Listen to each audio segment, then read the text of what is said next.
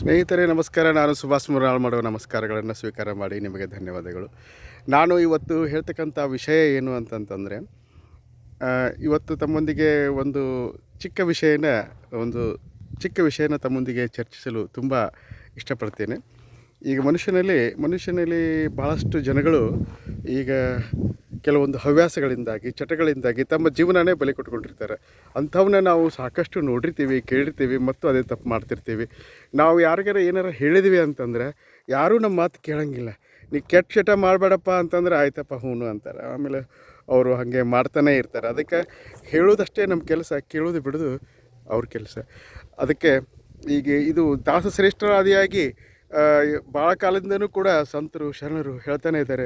ಸಿದ್ದೇಶ್ವರ ಅಪ್ಪಗಳು ಹೇಳ್ತಾಯಿದ್ರು, ಈಗ ಹೇಳೋದೆಲ್ಲ ಆಗ್ಯದ, ಇನ್ನೇನಿದ್ರು ಆಚರಣೆ ಮಾಡೋದೊಂದ ಬಾಕಿ ಉಳಿದದ. ಯಾರು ಮಾಡಬೇಕು ಆಚರಣೆ? ನಾವು ಮಾಡಬೇಕು. ನಾವು ಮಾಡಬೇಕಂದ್ರೆ ನಾನು ಮಾಡಬೇಕು, ನೀವು ಮಾಡಬೇಕು, ಅವ್ನು ಮಾಡಬೇಕು, ಎಲ್ಲರೂ ಮಾಡಬೇಕು. ಯಾರು ಮತ್ತೂ ಕೇಳೋ ಪರಿಸ್ಥಿತಿಯಲ್ಲಿ ಇಲ್ಲ. ಈಗ ಯಾರು ನಾವು ಹೇಳಿದ್ರಗಳೇನೆ ಕೇಳ್ತಾರಂತೇನಿಲ್ಲ. ಈಗ ಸರಾಯಿ ಕುಡಿತಿರ್ತಾರೆ, ಬೀಡಿ ಸೇತಿರ್ತಾರೆ, ಗುಟ್ಕಾ ತಿಂತಿರ್ತಾರೆ. ಆಮೇಲೆ ಮನೆ ಸಮಸ್ಯೆನೇ ಅವ್ರಿಗೆ ಗೊತ್ತಿರೋಂಗಿಲ್ಲ. ಮನೆ ಹೆಂಡರು ಮಕ್ಕಳು ಸಂಸಾರ ಅನ್ನೋದಾಗ ಗೊತ್ತಿರೋಂಗಿಲ್ಲ. ಅವರು ಮಾಡೋ ಚಟಗಳಿಂದ ಕೆಲವೊಬ್ಬರು ಲಿಮಿಟೇಷನಾಗಿ ಮಾಡ್ತಿರ್ತಾರೆ, ಕೆಲವೊಬ್ಬರು ದುಡಿತಿರ್ತಾರೆ. ಮನೆ ಕಡೆ ಏನು ಸಮಸ್ಯೆ ಇರೋಂಗಿಲ್ಲ. ಇನ್ನೂ ಕೆಲವೊಬ್ಬರು ಮನೆ ಕಡೆ ಸಮಸ್ಯೆ ಭಾಳ ಇರ್ತಾವೆ. ಅವರು ವಿಚಾರ ಮಾಡ್ಬೇಕು. ತಮ್ಮ ಸಮಸ್ಯೆ ಬಡ ಕುಟುಂಬ, ಮಿಡ್ಲ್ ಕ್ಲಾಸ್ ಜನ, ಭಾಳಷ್ಟು ಸಮಸ್ಯೆ ಇರೋದು ಮಿಡ್ಲ್ ಕ್ಲಾಸ್ ಜನರಲ್ಲಿ. ಮಿಡ್ಲ್ ಕ್ಲಾಸ್ ಜನರತ್ತಲೇ ಬೇರೆ ಸೋರ್ಸ್ ಇರೋಂಗಿಲ್ಲ. ಯಾಕಂದ್ರೆ ಅವರು ಕೂಲಿ ಮಾಡಿ ತಿನ್ನಂಗಿಲ್ಲ, ದೊಡ್ಡ ದುಡ್ಡು ಗಳಿಸೋ ವಿಧಾನಗಳಿರೋಂಗಿಲ್ಲ. ಬಟ್ ಕೆಟ್ಟ ಚಟಗಳನ್ನು ಕೆಲವೊಬ್ಬರು, ಎಲ್ಲರೂ ಅಂತಲ್ಲ, ಮಾಡ್ಕೊಂಬಿಟ್ಟಿರ್ತಾರೆ. ನಾವು ಈಗ ಒಂದು 15 ವರ್ಷಗಳ ಹಿಂದೆ ಒಂದು ಘಟನೆ ನಡೀತು ಸ್ನೇಹಿತರೆ. ಅದನ್ನು ನಾನು ತಮ್ಮ ಹತ್ರ ಹೇಳಲು ತುಂಬ ಇಷ್ಟಪಡ್ತೀನಿ. 15 ವರ್ಷದಿಂದ ನಮ್ಮ ಕಚೇರಿಯಲ್ಲಿ ಒಬ್ಬ ಸಿಬ್ಬಂದಿ ಇದ್ದ. ಅವನು ಏನಾಯಿತು, ಭಾಳಷ್ಟು ಕುಡಿತಾ ಇದ್ರಂದ್ರೆ ಎವ್ರಿ ಡೇ ಆಫೀಸಿಗೆ ಹೋದ ಅಂತಂದ್ರೆ ಮುಂಜಾನೆ ಊಟ ಮಾಡಿ ಮನೆಗೆ ಟಿಫಿನ್ ಮಾಡಿ ಹೋದಪ್ಪ ಅಂತಂದರೆ ಸಾಯಂಕಾಲ ತನಕನೂ ಆಫೀಸ್ ಮುಗಿಸೋ ಸಾಯಂಕಾಲ ಎಲ್ಲ ಕುಡಿತಾನೇ ಇದ್ದ. ಆಮೇಲೆ ಸೂಟಿ ಬಂದ್ರೆ ಕಷ್ಟ ಆಗೋದು. ಅವಾಗ ಸೂಟಿ ಬಂದರೆ ಹೆಂಗೆ ಕುಡಿದು ಮನ್ಯಾಗ ಕಿರಿಕಿರಿ ಆಗತ್ತಲ್ಲ ಅಂತೇಳಿ ಒಂದಿಷ್ಟು ಸರಾಯಿ ಬಾಟ್ಲಿ ಮನ್ಯಾಗ ತಂದು ಇಟ್ಕೊಂಡಿರ್ತಿದ್ದ.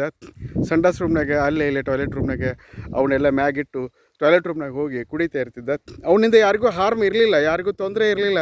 ಹಾಗೆ ಕುಡಿದು ಒಂದೇ ಚಟ, ಕುಡಿದು ಮಲ್ಕೊಂಡ್ಬಿಡ್ತಿದ್ದ, ಊಟ ಮಾಡ್ತಿರಲಿಲ್ಲ. ಮನುಷ್ಯನಿಗೆ ಆಹಾರ ಬದುಕಲಿಕ್ಕೆ ಎಷ್ಟು ಬೇಕು ಅನ್ನೋದನ್ನು ನಾವು ಅದನ್ನು ವಿಶೇಷವಾಗಿ ಹೇಳಬೇಕಾಗಿಲ್ಲ. ಬದುಕಬೇಕು, ಆಹಾರ ಬೇಕು, ನೀರು ಬೇಕು, ಬಟ್ ಎಲ್ಲ ಶುದ್ಧವಾಗಿರಬೇಕು, ಹಿತವಾಗಿರಬೇಕು, ಮಿತವಾಗಿರಬೇಕು, ಒಳ್ಳೆಯದಾಗಿರಬೇಕು. ಅಂಥ ಆಹಾರ, ಅಂಥ ಸೇವನೆ, ಅಂಥ ಚಟಗಳನ್ನು ನಾವು ಕಲಿತ್ರೆ ಒಳ್ಳೆಯದು.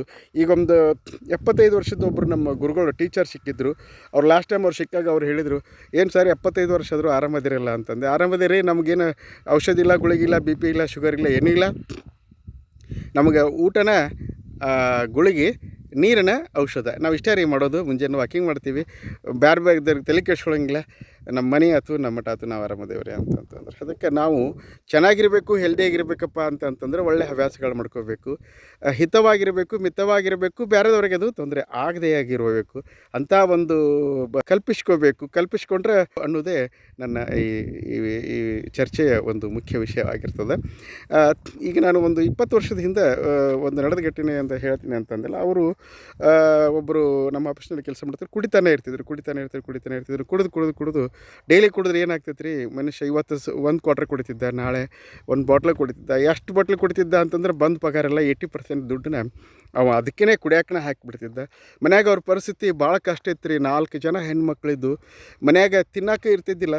ಆಕೆ ಹೆಣ್ಮಗಳು ತವ್ರ ಮನೆಯಿಂದ ಅವ್ರ ಅಣ್ಣನ ಕಡೆಯಿಂದ ಒಂದು ಸ್ವಲ್ಪ ಜೋಳ ಕಾಳ ಮನ್ಯಾಗ ತಂದು ಇಟ್ಕೊಂಡು ಕೇಶಿಂದ ಸಂಸಾರ ಮಾಡ್ತಿದ್ದಳು. ಇವನಿಂದ ಅವ್ರು ಒಂದು ಪೈಸೆನೂ ತೊಗೋತಾ ಇರಲಿಲ್ಲ. ಹೀಗೆ ಆಕಸ್ಮಿಕವಾಗಿ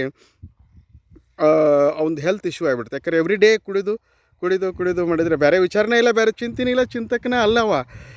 ಅವ ಕುಡಿದು ಒಂದೇ ಅವನ ಮೇಜರ್ ಪ್ರೋಗ್ರಾಮ್ ಇರ್ತಿತ್ತು. ಕುಡಿದು ಒಂದು ದಿವಸ ದವಾಖಾನೆ ಅಡ್ಮಿಟ್ ಆದ. ಭಾಳಷ್ಟು ದವಾಖಾನೆಗೆ ತೋರಿಸಿದ್ರು. ಸರ್ಕಾರಿ ನೌಕರಿ ಇದ್ನಲ್ಲ, ಎಷ್ಟು ದವಾಖಾನೆ ತೋರಿಸಿದ್ನಲ್ಲ ಅದ್ರದ್ದು ಮೆಡಿಕಲ್ ರಿಯಂಬರ್ಸ್ಮೆಂಟ್ ಬಂತು, ಅದನ್ನೂ ತೊಗೊಂಡ, ಅದೂ ಸಾಲಿಲ್ಲ. ಕಡೆಗೆ ಒಂದು ದಿವಸ ಸತ್ತು ಹೋದ. ಇನ್ನೂ ಒಂದು 10 ವರ್ಷ ಒಂದು ಸರ್ವಿಸ್ ಇತ್ತು ರೀ. ಅವ್ರು ಸತ್ತು ಹೋಗ್ಬಿಟ್ಟ. ಅವರು ನಾವೆಲ್ಲ ಆಫೀಸ್ನವರೆಲ್ಲ ಹೋಗಿ ಅವರಿಗೆಲ್ಲ ತಿಳಿಸಿ ಹೇಳಿದ್ವಿ, ನೋಡಿರಿ ನಾವೆಲ್ಲ ಆಫೀಸ್ನವ್ರು ನಿಮ್ಮ ಜೊತೆಗಿದ್ದೀವಿ, ನಿಮ್ಮ ಯಜಮಾನ್ರು ಹಿಂಗೆ ಮಾಡಬಾರ್ದಾಗಿತ್ತು ಮಾಡ್ಯಾರ.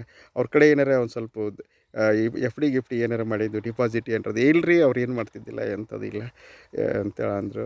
ನಾವು ಹೋಗ್ತೀವಿ, ಎಲ್ಲಿ ಇರ್ತೀರಿ, ನಮ್ಮ ಮುಂದೆ ಊರಾಗ ಇರ್ತೀವಿ ಅಂತಂದ್ರೆ ಅವ್ರಿಗೆಲ್ಲ ನಾವು ಮತ್ತೊಂದು ಸ್ವಲ್ಪ ಸಮಾಧಾನ ಮಾಡಿ ಹೇಳಿ ಕಳಿಸ್ಕೊಟ್ವಿ. ಹೋದರು ಅವರು. ಹೋದ ನಂತರ ನಮ್ಮ ಆಫೀಸ್ನಲ್ಲಿ ಎಲ್ಲರೂ ಒಂದು ವಿಚಾರ ಮಾಡಿದ್ರು, ನೋಡಿರಿ ಅವ ಏನೋ ಸತ್ತು ಹೋದ 4 ಮಂದಿ ಹೆಣ್ಮಕ್ಳದು ಅವ್ರದ್ದು ಮದುವೆ ಮುಂಜಿ ಆಗಿನ ನಾನು 20 ವರ್ಷದಿಂದ ಹೇಳಕತ್ತೀನಿ ರೀ. ಮದುವೆ ಮುಂಜಿ ಮಾಡೋಕ್ಕೆ ದುಡ್ಡು ಸಿಗ್ತೈತಿ, ಸಹಾಯ ಮಾಡೋಣ ಅಂತ ಅವ್ರಿಗೆ ಏನಾರ, ಅವ್ರಿಗೆ ಶಿಕ್ಷಣಕ್ಕೆ ಏನಾರ ಸಹಾಯ ನಮ್ಮ ಕಡೆಯಿಂದ ಎಷ್ಟಾಕೈತೆ ಅಷ್ಟು ಮಕ್ಕಳಿಗೆ ಶಿಕ್ಷಣ ಕೊಡ್ಸೋಕೆ ಏನಾರ ಆಗುತ್ತೇನೋ, ಅಥವಾ ಸಣ್ಣ ಒಬ್ಬೊಬ್ಬರು ಒಂದೊಂದು ಸಹಾಯ ಮಾಡೋಣ. ಮಕ್ಕಳಿಗೆ ಒಬ್ಬರು ಬಟ್ಟೆ ಕೊಡ್ಸೋನು, ಒಬ್ಬರು ಆಹಾರಕ್ಕೆ ಏನಾರ ಒಂದಿಷ್ಟು ವ್ಯವಸ್ಥೆ ಮಾಡೋನು, ಈ ಶಾಲೆ ಫೀಸ್ ತುಂಬೋನು, ಎಲ್ಲರೂ ಒಂದಿಷ್ಟು ವಿಚಾರ ಮಾಡಿ ಸ್ವಲ್ಪ ಹಾಕಿ ಬೆಳೆಸಿ ಅವ್ರಿಗೊಂದು ಸ್ವಲ್ಪ ಆ ಕುಟುಂಬಕ್ಕೆ ಒಂದಿಟ್ಟು ಒಳ್ಳೇದು ಮಾಡೋಣ ಅಂಥೇಳಿ ಎಲ್ಲರೂ ಕೂಡಿ ವಿಚಾರ ಮಾಡಿದ್ವಿ. ಆಮೇಲೆ ಈಗ ತಕ್ಷಣಕ್ಕೆ ಅವ್ರಿಗೆ ಬೇಕಲ್ಲ ಎಕ್ಸಿಸ್ಟೆನ್ಸಿಗೆ ಒಂದಿಷ್ಟು ಬದುಕಕ್ಕೆ ಅವ್ರ ಮನೆ ಇಲ್ಲ ಏನಿಲ್ಲ ಅಂತ ಹೇಳಕತ್ತಾರ ಅಂಥೇಳಿ ಎಲ್ಲರೂ ಒಂದೊಂದು 10,000 ರೂಪಾಯಿ ಕಲೆಕ್ಷನ್ ಮಾಡಿದ್ವಿ. ನಿಯರ್ಲಿ 1,00,000 ರೂಪಾಯಿ ಕಲೆಕ್ಷನ್ ಆಯಿತು. 1,00,000 ರೂಪಾಯಿ ತೊಗೊಂಡು ಇಟ್ಟಿವಿ.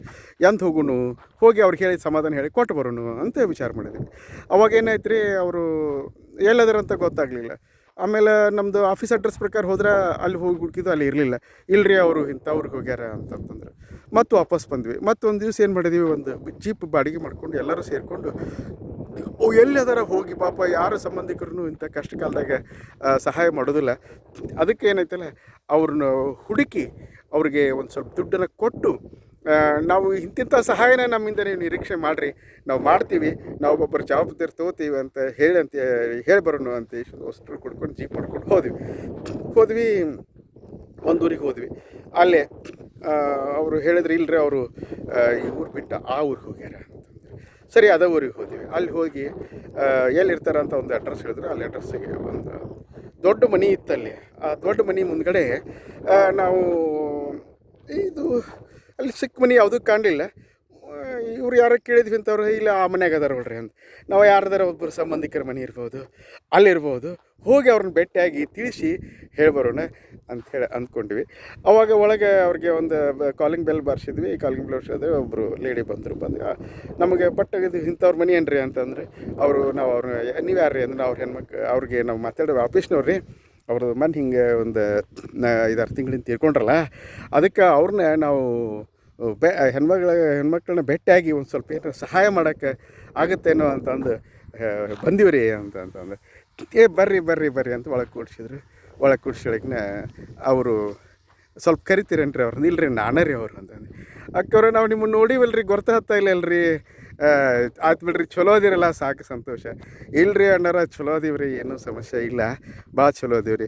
ಇದೇ ನಿಮ್ಮ ಅಂತಂಬ್ರ ಮನ್ಯಾಗ ಬೀಗ್ರ ಮನ್ಯಾಗ ಅದಿರೇನ್ರಿ ಅಕ್ಕವ್ರ ಅಂತಂದ್ರೆ, ಇಲ್ಲರಿ ಅಣ್ಣಾರ, ಇದು ಒಂದು ದೊಡ್ಡ ಕತೆ ಐತ್ರಿ, ಹೇಳ್ತೀನಿ ರೀ, ಕಾಫಿ ಕೊಡ್ತೀನಿ ರೀ, ಕುಡೀರಿ, ನಾಷ್ಟ ಮಾಡ್ತೀನಿ ರೀ, ನಾಷ್ಟ ಮಾಡಿರಿ ಅಂದ್ರೆ, ಏನೂ ಬೇಡ್ರಿ, ನೀವೇ ಕಷ್ಟದಾಗಿದ್ದೀರಿ ಅಂತೀರಿ, ನಾವು ನಿಮ್ಗೆ ಸ್ವಲ್ಪ ಸಹಾಯ ಮಾಡಿವಿ ಅಂಥೇಳಿ ನಾವು ಹೇಳಿದಾಗ ಅವರು ಕೂಡ್ರಿ ಒಂದು ಸ್ವಲ್ಪ ಹೊತ್ತು ಮ್ಯಾಗ ಕೂಡಿಸಿದ್ರು.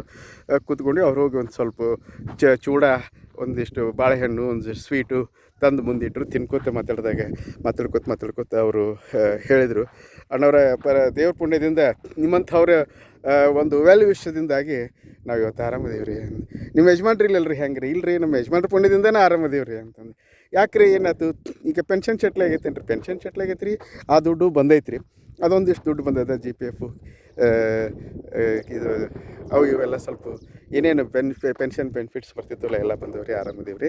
ಮತ್ತು ಅದಕ್ಕಿಂತ ದೊಡ್ಡದಾಗಿ ಏನಪ್ಪ ಅಂತಂತಂದ್ರೆ, ಒಂದು ಇನ್ಶೂರೆನ್ಸ್ ಮಾಡಿಸಿದ್ರಿ ನಮ್ಮ ಯಜಮಾನ್ರು. ಯಾವಾಗ ಮಾಡಿಸಿರಿ, ಅಂಥ ಬುದ್ಧಿ ಯಾವಾಗ ಬಂತೀರಿ ಅವ್ರಿಗೆ ಅಂತಂದು. ಇಲ್ಲರಿ, ಒಬ್ರು ಯಾರೋ ಫೋರ್ಸೇಬಲಿ ನಮ್ಮ ಮನೆಗೆ ಬಂದಿದ್ರೊಬ್ಬ, ಯಾವಾಗ ನಮಗೂ ಗೊತ್ತೈತಿ ಅವ್ರು ಮಾಡಿದ್ರಿ. ಎಷ್ಟು ಮಾಡಿದ್ರಿ ಅಂತ ನಮಗೆ ಗೊತ್ತಿದ್ದಿಲ್ಲ, ಪಗಾರದಾಗ ಕಟ್ಟಕ್ಕಿತ್ರಿ ಅದು. ಎಷ್ಟು ಮಾಡಿದ್ರಿ ಅಂದ್ರೆ 1 ಕೋಟಿ ರೂಪಾಯಿದು ಮಾಡಿದ್ರಂತೆ. 1 ಕೋಟಿ ರೂಪಾಯಿದು ಇನ್ಶೂರೆನ್ಸ್ ಮಾಡಿದ್ರಿ. ಅದಕ್ಕೆ ಅದು ಅವ್ರು ತೀರ್ಕೊಂಡೊಳಗೆ ಅದು ದುಡ್ಡು ಬಂತು ರೀ, 1 ಕೋಟಿ ರೂಪಾಯಿ ಬಂತು. ಈ ಮನೆ ತೊಗೊಂಡಿವಿ ರೀ. ಆಮೇಲೆ ಈಗ ಈ ಮನೆ ಅವಾಗ ನಾವು ಒಂದು 25 ಲಕ್ಷ ರೂಪಾಯಿಗೆ ಮನೆ ತೊಗೊಂಡಿವಿ ರೀ. ರೊಕ್ಕ ಎಲ್ಲ ಡಿಪಾಸಿಟ್ ಮಾಡೀವಿ ರೀ. ಮಕ್ಕಳು ಶಾಲೆ ಕಲ್ಸಕತ್ತೀನಿ ರೀ. ಅವರು ಸತ್ತು ನಮಗೆ ಭಾಳ ಪುಣ್ಯ ಮಾಡ್ಯಾರ ರೀ. ಅವ್ರು ಸತ್ತಿಂದ ನಾವು ಆರಾಮದೀವಿ ರೀ. ಅವ್ರು ಇದ್ದಾಗ ನಮಗೇನು ಸುಖ ಇರೋ ಬಂದವು, ಊಟಿಗೂ ನಾವು ಕಷ್ಟಪಡ್ತಿದ್ದೀವಿ ರೀ. ಅವ್ರು ಸತ್ತ ನಂತರ ಪೆನ್ಷನ್ ದುಡ್ಡು ಬಂತು, ಪೆನ್ಷನ್ ಬರಾಕತ್ತೈತಿ, ಇನ್ಶೂರೆನ್ಸ್ ರೊಕ್ಕ ಬಂತು. ಎಲ್ಲನೂ ಬತ್ತು ನಾವು ಆರಾಮದೀವ್ರಿ ಅಣ್ಣಾರ. ನೀವು ಏನೂ ತಪ್ಪು ತಿಳ್ಕೊಬೇಡ್ರಿ, ನಾವು ಆರಾಮದೀವಿ. ನೀವು ಅಷ್ಟು ದೂರಿಂದ ಬಂದು ನಮ್ಗೆ ಇಷ್ಟು ಹೇಳಿದ್ರಲ್ಲ, ಇಷ್ಟು ಸಮಾಧಾನ ಹೇಳಿದ್ರಲ್ಲ, ಚಲೋ ಆತು ರೀ, ನಮಸ್ಕಾರ ರೀ ಅಂತಂದ್ರು. ಅದಕ್ಕೆ ನಾವು ಏನಂದ್ವಿ, ₹1,00,000 ಎದಕ್ಕೆ ಸಾಲ್ಬೇಕು ಇವ್ರಿಗೆ? ಅವ್ರು ಆಗಲೇ ಒಂದು ಪೆನ್ಷನ್ ಬೆನಿಫಿಟ್ಸು ದುಡ್ಡು ಬಂದದ, ಇವ್ರಿಗೆ ಪೆನ್ಷನ್ ಫಿಕ್ಸ್ ಆಗ್ಯದ, ₹1,00,00,000 ಇನ್ಶೂರೆನ್ಸ್ ಬಂದದ. ಇರ್ಲಪ್ಪ ದೇವ್ರು ಒಳ್ಳೇದು ಮಾಡಲಿ ಅಂತಂದು ನಾವು ಅವ್ರಿಗೆ, ಇನ್ನೊಬ್ಬ ನಮ್ಮ ಫ್ರೆಂಡ್ ಅಂದ, ಇಲ್ಲ ಪಾಪ ಇವ್ರಿಗೆ ಇದನ್ನು ಕೊಡೋದು ಬೇಡ, ಯಾಕಂದ್ರೆ ಇವರು ಆರ್ಥಿಕವಾಗಿ ಸಫಲರಾಗ್ಯಾರ, ಮತ್ತು ಯಾರಿಗಾರ ಒಂದು ಕಷ್ಟ ಕಾಲಗಾರಿದ್ದವ್ರಿಗೆ ನಾವು ಈ ಸಹಾಯ ಮಾಡೋಣ, ವಾಪಸ್ ಹೋಗೋಣ ಅಂತಂದ್ವಿ. ಅವರು ಕಾಫಿ ಕೊಟ್ಟರು, ಕುಡಿದ್ವಿ, ನಮಸ್ಕಾರ ಹೇಳಿದ್ವಿ. ಹೊರಗೆ ಬಂದಾಗ ನಾವು ನಮ್ಮೆಲ್ಲ ಒಂದು ಸಂತೋಷ ಏನು, ಒಂದು ಕಡೆ ಸಂತೋಷ ಆಗ್ತಿತ್ತು, ಇನ್ನೊಂದು ಕಡೆ ದುಃಖ ಆಗ್ತಿತ್ತು. ಸಂತೋಷ ಏನು ಅಂತಂದರೆ, ಆ ಬಡ ಕುಟುಂಬ, ಆ ಕಷ್ಟದಲ್ಲಿದ್ದಂಥ ಒಂದು ಕುಟುಂಬ ಅನ್ಯಾಯವಾಗಿ ಹಾಳಾಗಿ ಹೋಗುತ್ತಲ್ಲ, ಅವ್ರಿಗೆ ಯಾರೂ ಸಪೋರ್ಟ್ ಇಲ್ಲ ಅಂತೇಳಿ ಬಂದಿದ್ವಿ. ಆದರೆ ಅವರು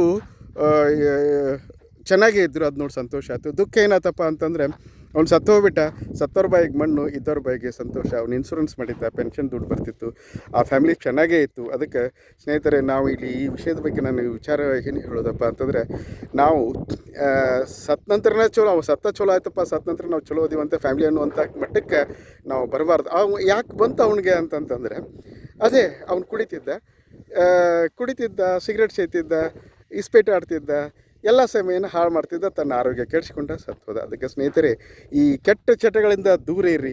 ಈಗ ಅದೇನೋ ಒಂದು ಇನ್ಶೂರೆನ್ಸ್ ಮಾಡಿದ್ದ, ಪೆನ್ಷನ್ ಇತ್ತು, ಸರ್ಕಾರಿ ನೌಕರಿ ಇದ್ದ, ಹೆಂಗೋ ಬದುಕಿದ್ದ. ಬಟ್ ಈ ಎಲ್ಲರ ಪರಿಸ್ಥಿತಿನೂ ಹಂಗಿರಂಗಿಲ್ಲ. ಎಲ್ಲ ಪರಿಸ್ಥಿತಿ ಯಾರು ಅಂತ ಕೆಟ್ಟ ಪರಿಸ್ಥಿತಿ ಬಂದುಬಿಡ್ತೈತೆ, ಕುಟುಂಬಗಳು ಬೀದಿಗೆ ಬರ್ತವೆ ಸ್ನೇಹಿತರೆ. ಅದಕ್ಕೆ ಈ ಇಸ್ಪೀಟು, ಜೂಜಾಟ, ಸರಾಯಿ ಕುಡಿದು, ಸಿಗರೇಟ್ ಸೇದು, ಗುಟ್ಕಾ, ಇಂಥ ಹವ್ಯಾಸಗಳಿಂದ ದೂರಿದ್ದು ನೀವು ಒಳ್ಳೆಯವರಾಗಿರಿ, ಸಮಾಜಕ್ಕೂ ಒಂದು ಒಳ್ಳೆಯ ಸಂದೇಶ ಕೊಡುವಂಥ ವ್ಯಕ್ತಿ ಆಗಿರಿ ಅಂಥೇಳಿ ನಾನು ಈ ಕುಡಿಯೋದು ಮತ್ತು ಇಸ್ಪೇಟ್ ಆಡೋದು, ಸಿಗರೇಟ್ ಸೇದು ಹ್ಯಾಬಿಟ್ ಇದ್ದಂಥ ನಮ್ಮ ಸ್ನೇಹದ ಗೆಳೆಯರು ಏನಿದ್ದಾರಲ್ಲ, ಅವ್ರಿಗೆ ಒಂದು ಹೇಳೋಕ್ಕೆ ಇಷ್ಟಪಡ್ತೀನಿ. ಆದರೆ ನೀವು ಯಾರು ಕುಡಿಯೋರು, ಇಸ್ಪೇಟ್ ಆಡೋರು ನಮ್ಮ ಮಾತು ಕೇಳೋಂಗಿಲ್ಲ, ಆದರೂ ಹೇಳ್ತೀನಿ, ಕೇಳ್ಬೋದು. ಹೇಳ್ಬೇಕನ್ನಿಸ್ತು ಹೇಳ್ತೀನಿ, ಕೇಳ್ಬೇಕನ್ಸಿದ್ರೆ ಕೇಳ್ರಿ, ಬೇಡ ಅನಿಸಿದ್ರೆ ಮತ್ತು ಹೀಗೆ ನೀವೊಬ್ಬರಿಗೆ ಕತೆ ಆಗಬೇಡ್ರಿ. ಎಂಥ ಕತೆ ಆಗ್ಬೇಕಂದ್ರೆ ಒಳ್ಳೆಯ ಕತೆ ಆಗಬೇಕು. ನೀವೊಬ್ಬರು ಹಿಂಗೆ ನಾನು ದೃಷ್ಟಾಂತ ತೊಗೊಂಡು ಹೇಳುವಂಥದ್ದು, ಅಂದರೆ ಹಿಂಗೊಬ್ಬ ಮನುಷ್ಯ ಇದ್ದ, ಹಿಂಗೆ ಕುಡಿದ ಸತ್ತ, ಅವ್ನ ಫ್ಯಾಮಿಲಿ ಹಾಳಾತು ಅಂತ ಹೇಳುವಂಥ ಕತೆ ಆಗಬೇಡ್ರಿ. ಒಳ್ಳೆಯ ಹಿಸ್ಟ್ರಿ ಕ್ರಿಯೇಟರ್ ಆಗಿರಿ.